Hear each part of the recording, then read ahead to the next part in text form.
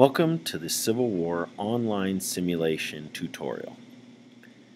After you have registered, you will need to log into the historysimulation.com online simulations website.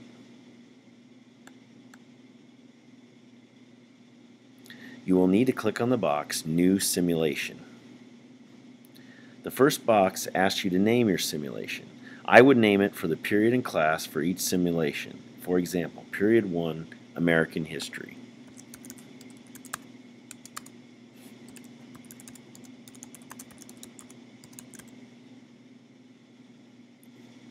Next, you will choose which simulation you want to do. In this case, it will be the Civil War. Then you click OK, and the Civil War simulation is all ready to go for you. To begin, click Start. The map is now displayed and ready to begin. Next, we'll talk about the war phase. The rules of the online simulation mirror the rules for the Word and Excel spreadsheet Civil War simulation. In this example, Ohio turned in a declaration of war slip to attack Confederate Virginia. As I drag the Ohio forces into Virginia, a window pops up asking me how many of the 320 are marching to Virginia. I type in 300 and click Move. And automatically the group splits into two. 300 in Virginia and 20 remain in Ohio. We are now ready for the battle. To start the battle, you simply double-click on Virginia, and a declaration of war window pops up. You check the box next to the state's troops who are the defenders, which in this case would be Virginia. You click on the states who are attacking, which would be Ohio. Then you click Commence. You can see the battle goes up in a fireball, the losing side's forces disappear, and the winner's side is reduced based on the battle's outcome.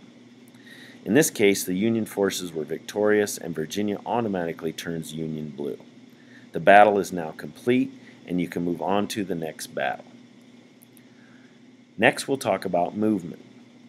You have to follow the same rules from the Word and Excel simulation, which shows the movement by the railroad signs.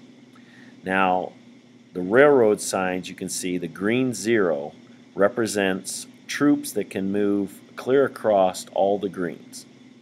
So, for example, if I wanted to move Illinois, I can move Illinois all the way over to Pennsylvania in one turn.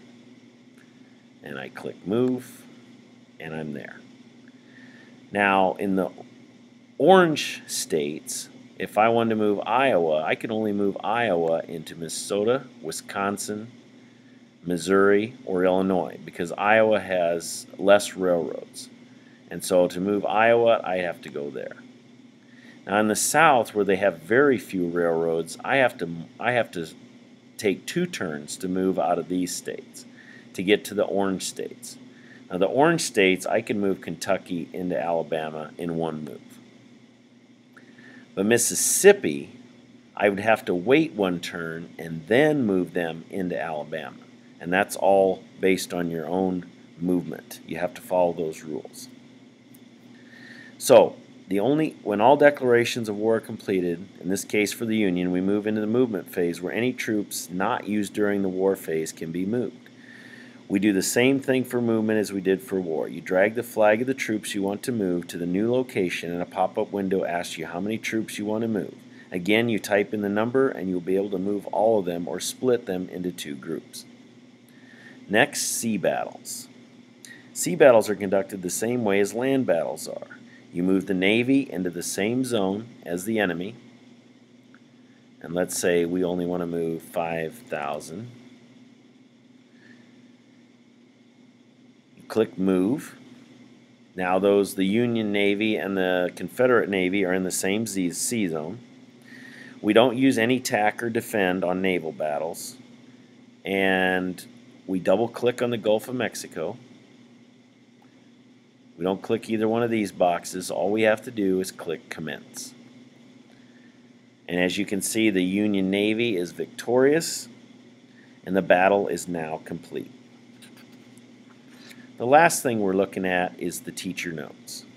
There's a place for each simulation to keep notes for the next day. In the top left-hand corner in the map is a box called Teacher's Note. You click on that, and it brings up a box for notes. So for this example, we're going to say in 1861, which is the next day, we're going to start with Confederate War. There is also a view-only link down here. Now you can share that link with students and their parents or anyone else you want to have watch the simulation. And every time they put that link up and they refresh it, the most recent map will show up for them. So even if you're in a one-to-one situation, the kids can keep the map on their computers and at home, or anywhere in the world actually, and be able to see the latest map. Because every time they refresh, the new map will show up just for their simulation, not anyone else's. When you're done, you click Save, and now your simulation is saved and you're ready to go for the next day.